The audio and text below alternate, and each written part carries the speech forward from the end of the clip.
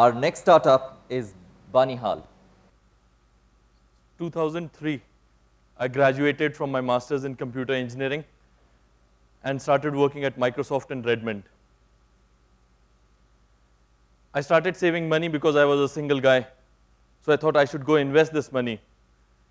I saw Warren Buffett, George Soros, and algorithmic trading. This Buffett guy seems to have done well, so I thought I'll follow along. As I started reading Buffett, I realized he gives more attention to the emotional side of decision making rather than looking at Excel spreadsheets. And I'm making the same mistakes in my investments.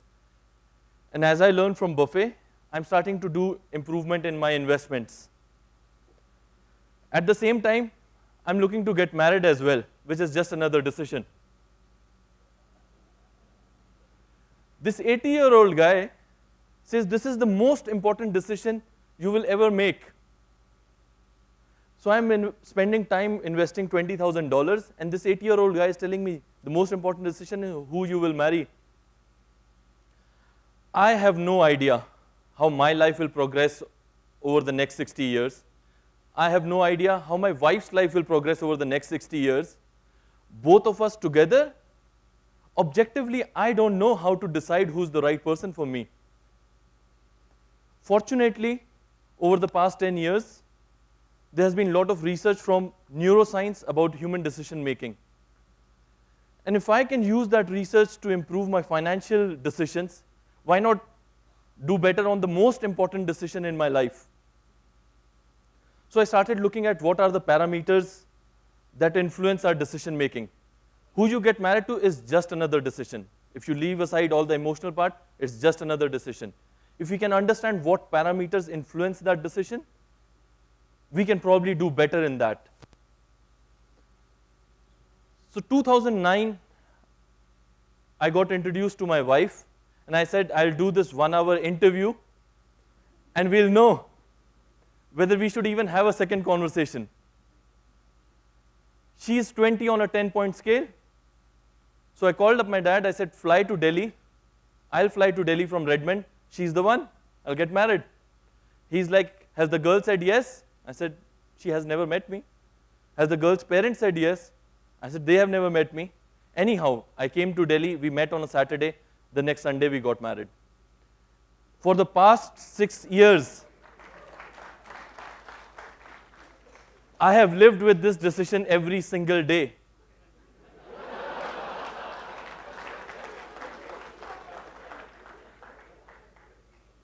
And now we have made this algorithm that I used into a product called Banihal. I'm proud to launch Banihal today, and it's a website and an Android app. The iPhone app will be out very soon as well. And we are working with neuroscientists and economists at Stanford in California to develop this algorithm.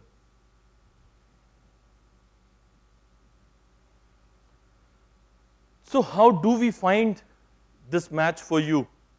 As users complete a profile, we gather more data about what their thought process is. Today in real life, no matter how you meet someone, whether you get introduced through a friend, through a family member, or you find somebody online, when you go meet that person in real life, within the first minute, you know if this is the right person for you. So we have created a model of what you are doing in that first minute. And when people create a profile, we create that abstract model and then match against all the other people on the other side to make that match which you yourself would find very difficult to make.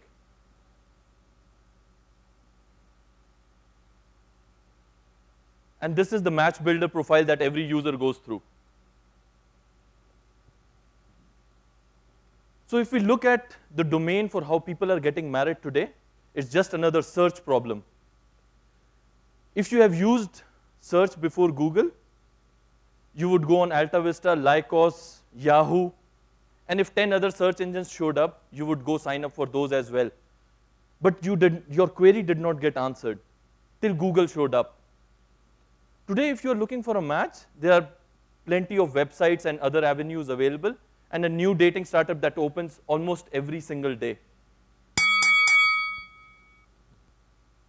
But none of these solutions give you that one person you really care about. I should be confident when I make this decision.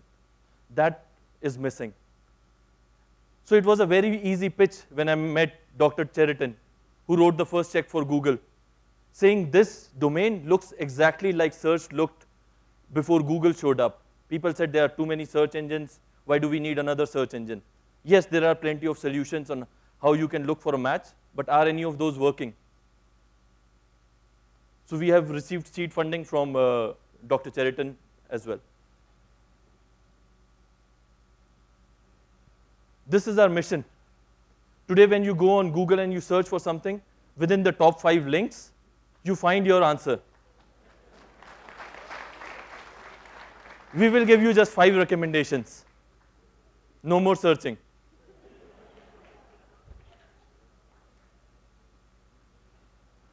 I am an ex-Apple engineer. I worked on the first iPad. My co-founder has 18 years of experience at Microsoft, and he has worked on the kernel for Windows CE there, and the team is based out of California. Thank you. So Banihal, very interesting startup indeed. Can I go with the first question? Sure. So I'm sure a lot of people are going to sign up for this right away. But what about people in the audience who are already married? You're losing out on a lot of users. And they can tell whether they made the right decision. Okay. Okay, do we have any questions? Okay.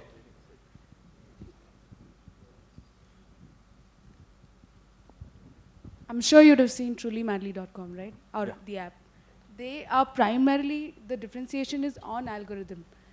They also say the same thing that, matching is very important, especially localization matching, because it's not one size fit for all. So it's very, very typically Indian for the Indian audience, and they also depend on algorithm. Their USP is algorithm, like what you said. So nothing would make me happy if anybody who wants to get married can go to some place and find that perfect match within the next 3 to 6 months. I think we are at a very early stage.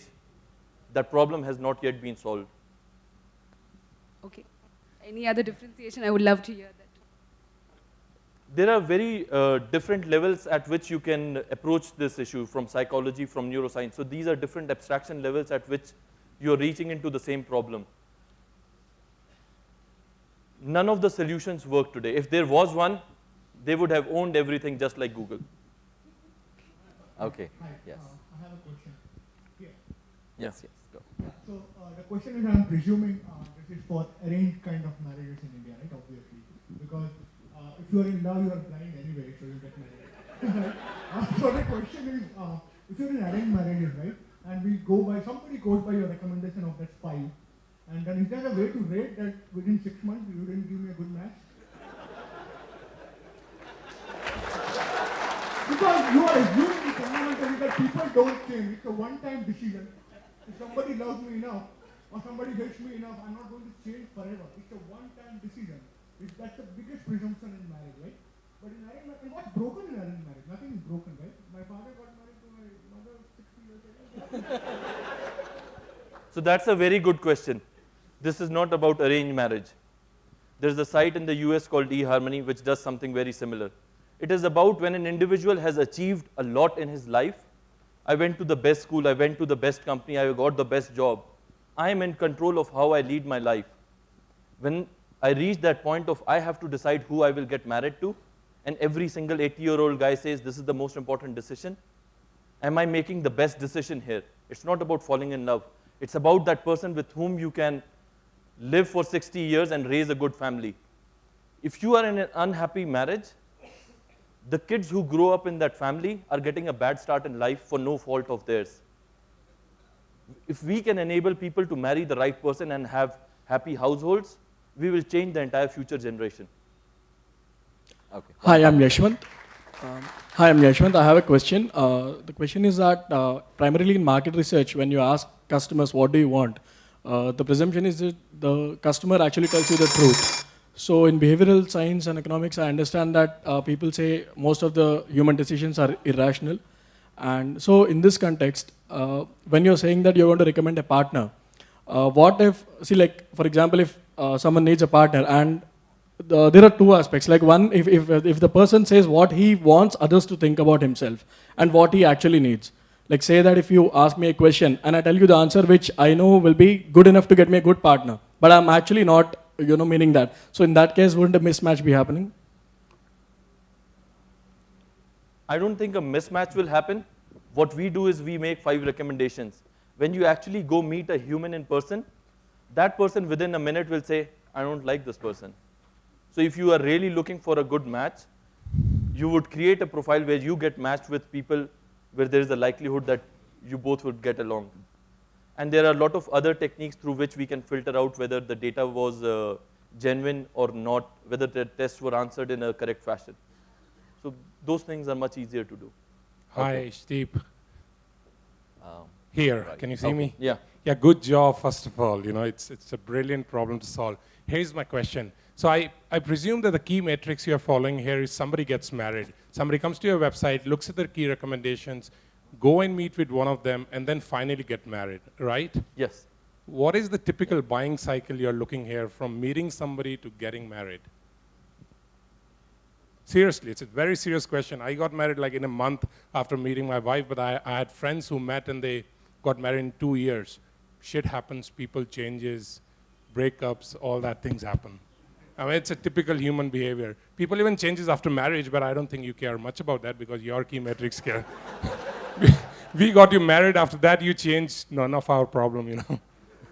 So I'm just looking for that number that you would presume that you would want somebody to get married as soon as they met, like you did in a day, but typically it's not going to happen. I don't think it's going to happen because nobody is coming with the same understanding. But when somebody meets that one person where they both intuitively connect and they both say, yes, that's how it happens.